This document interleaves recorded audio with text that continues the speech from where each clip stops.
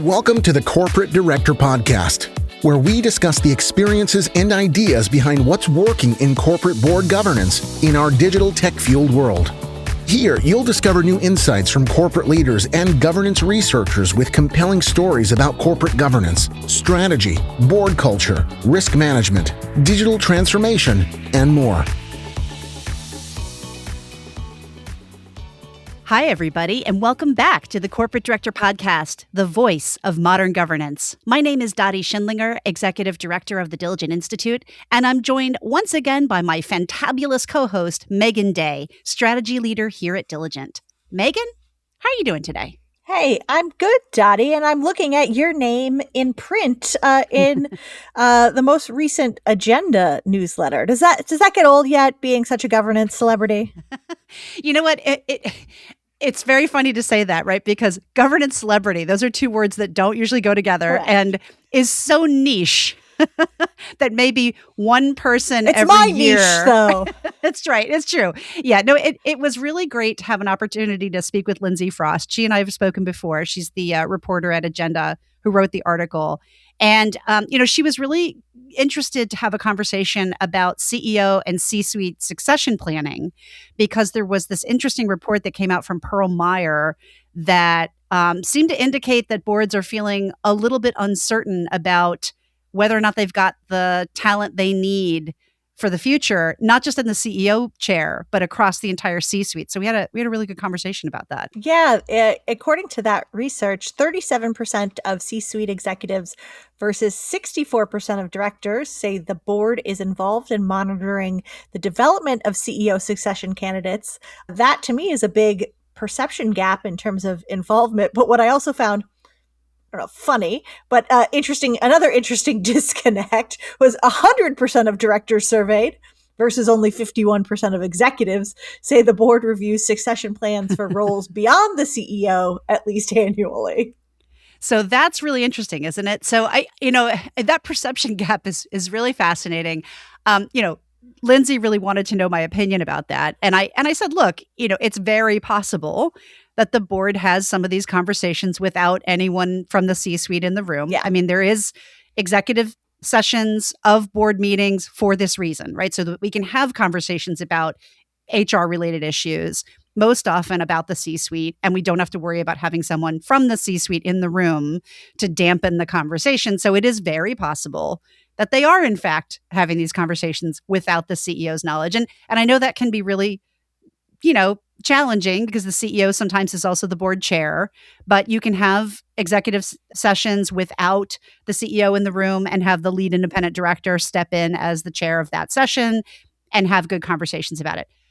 I also think, though, part of the perception gap isn't just that the C-suite's not involved. I think it's also that NomGov chairs and board members generally all understand that it is very much part of their job to make sure that the organization has the leadership it needs to be successful. And they're all thinking about it a lot. I mean, we heard this in our What Directors Think report this year and in some of the other work that we've done, that thinking about the leadership for the future is weighing heavily on the minds of boards right now, not least of which because there was such a big exodus of CEO talent last year from many public companies, but also because it's the AI era. And they're all thinking about, hey, we're making these big bets in AI. And if we don't have anybody in the C-suite who is deep in AI, are we really in a good position to succeed with this strategy? Do we have the talent we need to pull it off? So I think boards are really weighing and wrestling with that question, which from their perspective probably leads to a lot of conversations around succession planning. Whether or not that's acknowledged by the CEO is a different question. Very, very true. Well, I think, to that point, are you seeing any examples of what boards are doing differently to assess if they really have that sort of for the future team in place? I mean, I don't have data to back it up, but in some anecdotal conversations I've had with some directors recently, I know there have been conversations around whether or not they need a chief AI officer. There have been some conversations around whether or not they need to think differently about who takes that CIO role and sort of what that person's team looks like. And maybe they're asking the CIO some different questions these days about where they're investing in talent development across their team. They're also having lots of conversations with the head of HR whoever their chief HR officer is, about talent strategy. And so, again, like I'm saying, I think talent is both a broad topic and a narrow one, right? So the board is thinking about, do we have the right CEO? Do we have the right CFO? Do we have the right COO? But then they're also putting some pressure on some of these other key roles to make sure that the whole organization is positioned for the future. That is something I'm hearing quite a bit in conversations with directors right now. Well, that tees up an interview I recently had with Tracy Nolan, who is an accomplished executive and board member who talks really about her leadership style through many experiences she's had through disruption, turbulent times, very much the world that we are living in right now. And I think she's got some great wisdom to share. Great. Let's give it a listen.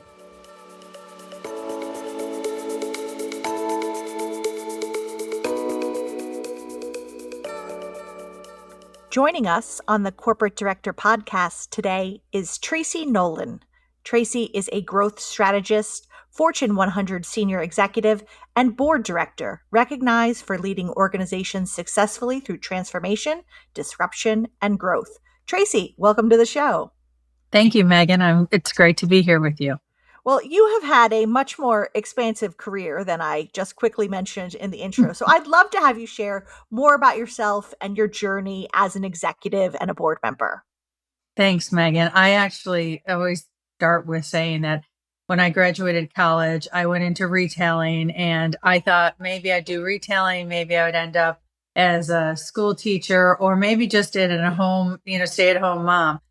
So I never had this career path as something that was planned by any means, but I really have spent my career overseeing, multi-billion P&Ls, leading large-scale transformations, and through M&A, and also in highly regulatory, industries such as telecommunications and now in healthcare. Much of my work has been really through the intersection of really leaning into change and never being afraid to take a risk, calculated risk, but take a risk for me personally, and really looking at how strategy, execution, and change all comes together. And that overall is really what led my ability to lead through complex situations.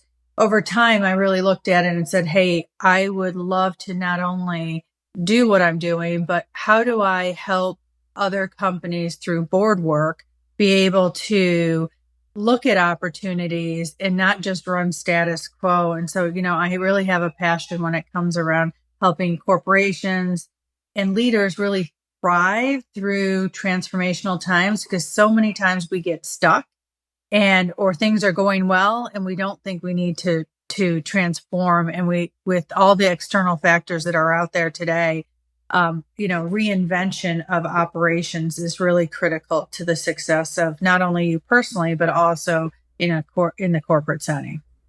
Well, you've mentioned transformation, disruption, growth, and to me, that is also known as what every company in the world is grappling with right now. So from a boardroom perspective, what do directors most often get wrong or underestimate about leading through such major transformation? I really see what, some of the misunderstanding or something that board directors don't take as a real key to what they're doing, but it's the cues that they give, Megan, to the organization. It's what they prioritize. It's the questions they ask. It's what they tolerate. It's the things that they're not saying, right? And it's the things that they're giving airtime to, and that really resonate. I always talk about casting a shadow of a leader as a leader, but as a board, it's even more important. So in those board meetings, what are they questioning? What aren't they questioning? Because you come out of those meetings and whatever the key questions are is what the organization goes and focuses on. So at times, if we're not asking questions or, challenging some of the status quo, that's really what I think board directors miss when you're really going through a transformation. You've also highlighted your ability to align strategy, risk, and culture as a differentiator. How do you recommend boards practically bring those three elements together in their oversight and their committee work?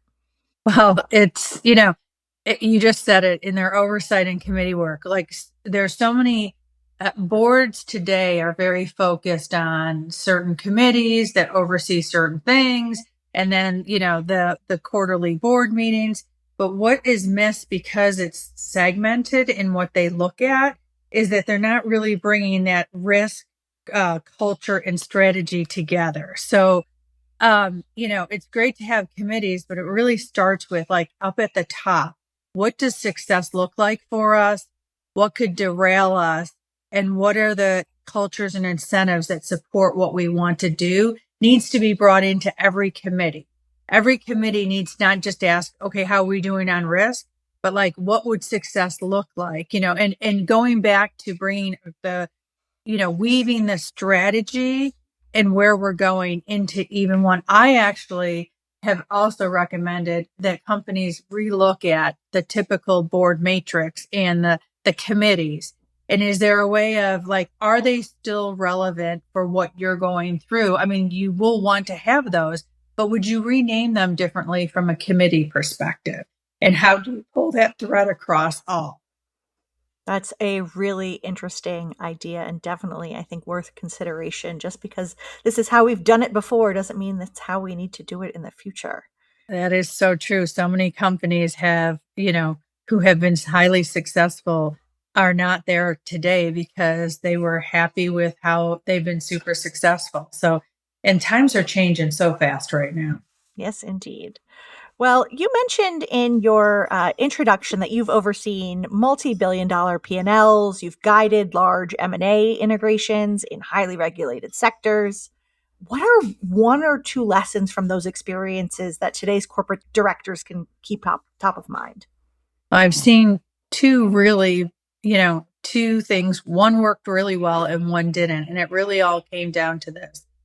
When boards think that the value is created at the time of the M&A and they get all excited because we've done it, but the big part is really about the integration, and boards need to spend more time talking about integration because I've seen integrations go really well and where they've, where value has been created. And I've also seen them where they've missed because of a poor integration.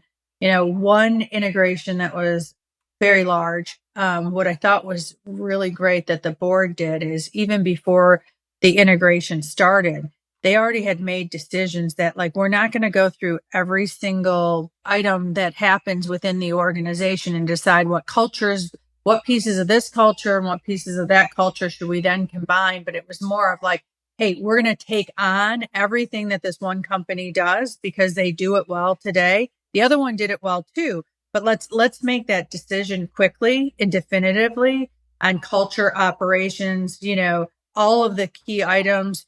It wasn't a debate for months on what to do. They just made that decision and went, and they were able to create value much quicker. So I'd say for boards, it's really about laying out the expectations, not just about, hey, this is great that we're going to go ahead and have an M&A happen and the value is going to happen. It's making sure that value happens quickly and effectively and really making sure there's a plan for that integration. I want to shift gears slightly. You've mentioned that your leadership mantra is inspiring leaders to lift as they climb, and you're passionate about advancing women at all levels. What concrete steps can boards and senior leaders take to better sponsor and support diverse talent into executive and board roles? You've lived that experience. I'd love to hear that from your perspective. This one I'm so passionate about lifting as you climb because there's so many instances where I think back and I have in my career, I have, 3 or 4 key sponsors that I didn't even understand what a sponsor was. I thought I had mentors, but people who put me in what I call uncomfort zones and pushed me to do things that I didn't even think that I was capable of doing, but they had more confidence in me than I did. And, every company and every board talks about, succession planning, but is it just something we report out on that's owned by HR and reported to the board, once a year or maybe even twice a year? And how far do they go? And I'd say instead of going through the list of the succession planning, I'd really focus on what is the system design to ensure that we are helping lift people and make sure that we're really, really going at it. So it's more of a metrics based approach that I would want a board to have, and broaden, like, what does the ready now mean? And, recognizing that leadership, not just in the silos of, hey, in finance or I'm in operations, but what are those leaders who can handle transformation and complexity and can show scale across the organization, and really shift to making sure that the board is hearing about those stories and the ready now capabilities in some sort of report card. And that it's talked about, even if it's 15 minutes on every board call, like, 4 times a year, 6 times a year, like, what has the latest moves happened, and being able to monitor it, not just from a once a year, here's my, succession plan of me, but really throughout the organization. That is great advice. Succession planning can often be complex and overwhelming for organizations to really get their arms around. You've also said that powerful leadership requires embracing both strength and grace. How does that philosophy show up in the boardroom, especially in some of the more intense moments?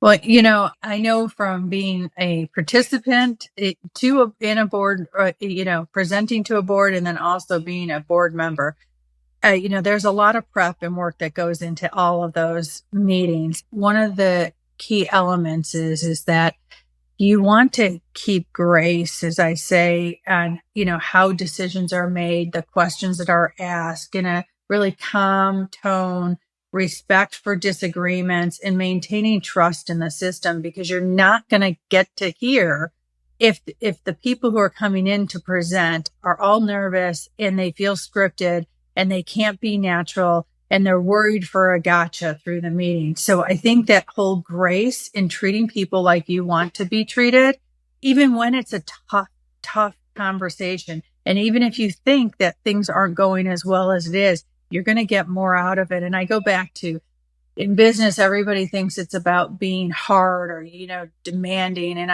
I got to tell you, you can have grace and you can show strength, and you don't have to be hard. And when I say strength, I talk about the fact that it's about clarity under pressure. It's being able to really be clear. If the board can show grace with strength, that is really the secret to really unlock what's really going on in the organization. Otherwise, you're going to get what they think the board wants to hear. So important. That is great advice. As we wrap up, keeping on the theme of advice, any best and final thoughts you'd like to leave with our audience? Again, I think, boards have always been about governance, and I believe it's more about big choices, helping guide strategy, asking the right questions, and engaging those to really, see the choices that they're making. And again, I go back to casting a shadow of what the organization will become. From the time you walk into a boardroom to, hey, am I paying attention, or I'm looking at my cell phone? All of those things matter in the topics that are being said, and people will take that and they will run with it. So make sure that you're setting the right shadow of what you want the rest of the organization to emulate. Well, Tracy, before we wrap up, we have a couple of questions we like to ask all of our guests. The first is, what do you think will be the biggest difference between boardrooms today and 10 years from now? First of all, I love this question because I keep going back to what we do today, is going to be so different in even, a year from now. Just even from an AI perspective, the things that we're doing today is so different than what we did a year from now. So in 10 years, and that's a long time. So first of all, I think we're going to move from oversight to being more active value creation, because here's what's going to happen. The world is speeding up. Technology is getting faster. Today we focus on risk, compliance, and CEO performance. I think we're going to be like living in the motion where boards are really shaping strategy in the process. I don't think there's going to be 4 meetings or 6 meetings a year. I think it's going to be more of an ongoing, more of a consultative, real in action board journey that will happen in the future. We can't keep businesses, and everything is changing so fastly that they're going to need more and more board engagement along the way. Definitely. Well, what is the last thing you read, watched, or listened to that made you think about governance in a new light? There's a book out there called Governance as Leadership: Reframing the Work of Nonprofit Boards. And while it's about nonprofits, it really talked about, governing the questions. And what was really interesting to me is that, again, I go back to the questions we ask are what's really going to shape the company going forward. And I know I'm in board meetings and there's a question that will come up and it will stick with me for a long time because I'm not satisfied with it. So you can't underestimate. That book really got me to think as I, prepare to go into a board meeting, what are those key questions that I think will help, transcend that organization, the strategy to where it needs to go, not just reading the materials and looking at, here's my questions based on that. I try to always come up with a few things that will help the board and the management team think about things a little differently. Finally, Tracy, what is your current passion project? Oh, so as I've mentioned, I've led teams through significant major transformations, the largest telecom merger in the US history, external crises like COVID, where I had 14,000 people that I needed to keep safe at the same time as keeping employees, customers safe through the process, and the 9/11 crisis and trying to get Wall Street back up and going in the middle, of all of that. And I would say that right now, my passion project is really about helping people choose change, lean into the disruption, and figuring out how to take it and make it a place where you can thrive. Because when they're uncomfortable and you can't get all the answers and you have to go with 50% answers and 50% gut, that's when leaders and boards get uncomfortable, and sometimes their silence and not moving forward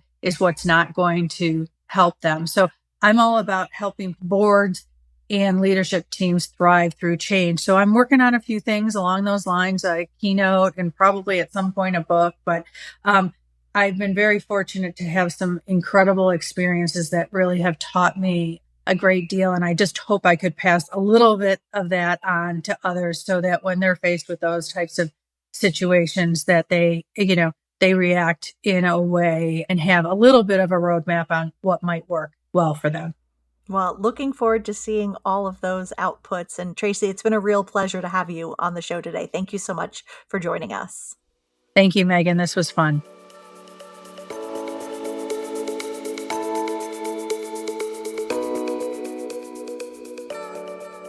Megan, thank you so much for that interview. That was a really interesting conversation with Tracy. I mean, I know she reached out to us and shared a little bit about her background, and we wanted to have her as a guest on the show. But what were some of the things that stood out to you? Because I know you touched on a lot of topics, but she's had a really interesting career experience. Yeah, I think coming back to the succession planning conversation and even just being passionate about lifting as you climb, something that I know you and I have talked about on the show many, many times. This idea of succession planning being more than just generating a list of names that gets reviewed a couple of times a year. How do you put a true metrics-based system in place that tracks how the organization is actually developing and sponsoring and moving diverse talent into these important roles? I think that was really, really helpful. She made it very pragmatic, right? So very easy to understand. And how do you do this? I also thought it was really great to have her just say, look, leadership really requires strength and grace. And I liked the comment she made about you have to have the grace to keep decisions calm, really, really making decisions in a very calm way, maintaining trust in the system, really thinking things through, but not feeling this pressure to just act all the time, but really taking the time to think it through and talk it through and just being very calm. that felt very soothing to me, because I don't think the word calm is something we've said very much on this show, Megan. And so it was nice to have someone give a really reassuring view of how this can work if you have a little bit more grace in the way that you approach making decisions at the leadership level. Well, right. And also coupling that with, I think, her philosophy and passions around choosing change as a leadership practice, leaning into disruption and what that really means as a leader. I think those are the things that, her peers are really grappling with right now. Well, and I also have to say, one of the things that made me smile so much as I listened to your conversation with her was the shout out that she gave to Governance as Leadership, which is a really classic book in the nonprofit sector. It's something, quite frankly, I used to teach 20 years ago, to nonprofit boards about, generative governance. And isn't it funny? Now we think about generative AI, but back then we were talking about generative governance, which is, how do you ask questions that lead to more thought and more consideration, rather than questions that shut down discussion.